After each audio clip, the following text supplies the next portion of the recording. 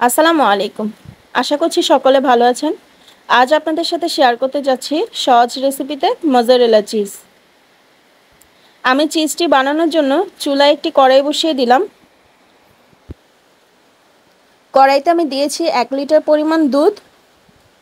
এখন আমি দুধটাকে কুসুম গরম করে জাল করে নেব। দুধটা কুসুম গরম হয়ে গেলে এর মধ্যে আমি দিয়ে দিচ্ছি ভিনেগার। ভিনেগার দিয়ে দুধটাকে ভালোভাবে নেড়ে নেব।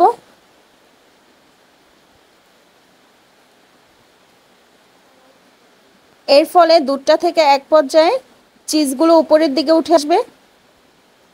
দেখুন চিজগুলো উঠে এসেছে। এখন আমি এই চিজটাকে 10 মিনিটের জন্য এই পানিতেই রেখে দেব। 10 মিনিট পর আমি চিজটাকে অন্য একটি বাটিতে উঠিয়ে নেব এবং চিজটাকে ভালোভাবে মথে নেব যাতে চিজটার ভেতরে বাড়তি দুধটুকু বের হয়ে যায়। চিজটা হয়ে গেলে আমি এটি একটি বাটিতে রেখে র্যাপিং পেপারে মুড়িয়ে 2 ঘন্টার জন্য ডিপ ফ্রিজারে দেব। 2 ঘন্টা পর আমি শেয়ার করছি। দেখুন আমার চিজটা দেখতে কতটা সুন্দর হয়েছে। আপনারাও চাইলে সহজ রেসিপিতে এই চিজটি বাসায় বসেই বানিয়ে নিতে পারেন। এতক্ষণ আমার সাথে থাকার জন্য সকলকে জানাচ্ছি আন্তরিক ধন্যবাদ। আজ এখানেই বিদায় নিচ্ছি।